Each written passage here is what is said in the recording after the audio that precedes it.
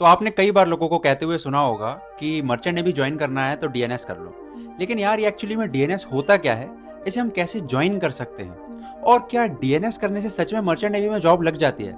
Sponsorship हो गया, ये काफ़ी सारी चीज़ें जो आपके मन में डाउट रहता है, इन सारी चीज़ों के बारे में बात करेंगे और सबको एक-एक करके क्लियर करेंगे। तो हेलो एस्पिरेंट्स, मेरा नाम है Adarsh and welcome to my channel. सबसे पहले बात करते हैं कि मर्चेंट नेवी में डिपार्टमेंट कितने होते हैं। तो देखो, मर्चेंट नेवी में ना 3 डिपार्टमेंट होते हैं। एक होता है आपका डेक डिपार्टमेंट, एक होता है इंजन डिपार्टमेंट और एक होता है सैलून डिपार्टमेंट। अब जो आपका डीएनएस होता है ना, वो आता है आपके डेक डिपार्टमेंट में। डेक डिपार्टमेंट बेसिकली ये नेविगेशन और कार्गो हैंडलिंग में मेजरली इन्वॉल्व होता है। अब आपका क्वेश्चन ये है कि डीएनएस बेसिकली होता क्या चीज़ है?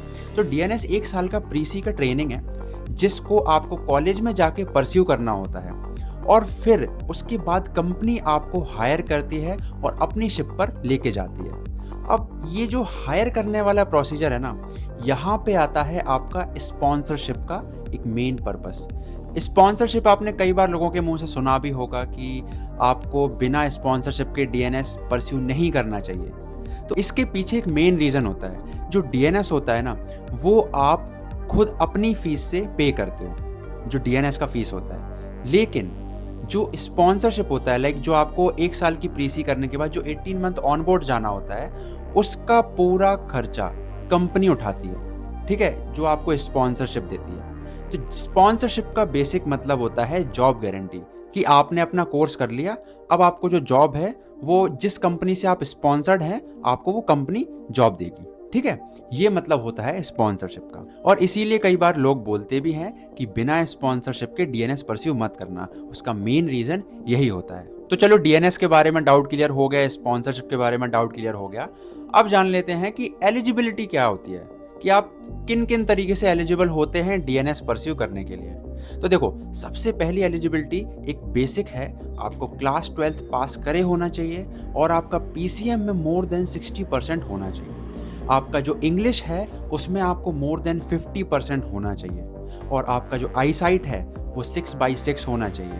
आपकी एज 17 टू 25 के बीच में होनी चाहिए। अब ये जो एलिजिबिलिटी क्राइटेरिया है, ये एक बेसिक एलिजिबिलिटी क्राइटेरिया है। ये चेंज करता है company to company, college to college, ठीक है? अब फॉर एग्जांपल एंग्लो ईस्टर्न का एग्जांपल लें, तो उनका क्राइटेरिया कहता है कि आपका पीसीएम में मोर देन 70% होना चाहिए। आपकी एज 17 टू 25 होनी चाहिए, चलता है।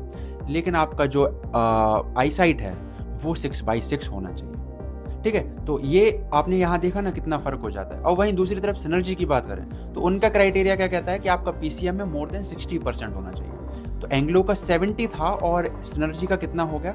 60%। अब काफ़ी ज़्यादा लोग कन्फ्यूज़ हो रहे होंगे कि एंग्लो सिनर्जी है क्या? तो ये बेसिकली वो कंपनीज़ हैं जो आपको स्पॉन्सरशिप देती हैं, ठीक है? अगर आपको जानना है कि कौन सी कंपनी बेस्ट होती हैं जो स्पॉन्सरशिप देती हैं आपको, तो आप उसके लिए चिंता मत करिए। मैं आपको इंस्टाग्राम पर पर्सनली हेल्प कर दूंगा। आप मेरे को डीएम करिए इंस्टाग्राम पर, अपनी आईडी मैं दे दूंगा यहाँ पे, और मैं डिस्क्रिप्शन में भी लिंक दे दूंगा। तो आप मुझे डीएम करिए, मैं पर्सनली वहाँ पे आपकी हेल्प कर दूंगा। आपको समझा दूंगा कि स्पॉन्सरशिप के लिए बेस्ट कंपनी कौन सी होती है। और अगर आप कंफ्यूज हो रहे हो कि स्पॉन्सरशिप कैसे क्लियर करना है और एग्ज़ाम में कैसे पास होना है, तो उसकी भी चिंता बिल्कुल मत करिए। मैं आपको पर्सनली हेल्प कर दूंगा उसमें भी, कि आप कैसे स्पॉन्सरशिप क्लियर कर सकते हैं। सिंपली मेरे को इंस्टाग्राम पर डीएम कर दीजिए और चैनल को सब्सक्राइब करना पड़ेगा, लेकिन चैनल को सब्सक्राइब करिए और मैं इंस्टाग्राम पर मेरे को फॉलो कर लीजिए। वीडियो पसंद आया तो प्लीज़ लाइक ज़रूर करिएगा और ज़्यादा से ज़्यादा शेयर कर दो। ग्रोइंग चैनल है, तो हमें भी थोड़ा मोटिवेशन मिलेगा और वीडियो बनाने के लिए। तो मिलते हैं नेक्स्ट वीडियो में। कैडेट आदर्श साइनिंग ऑफ।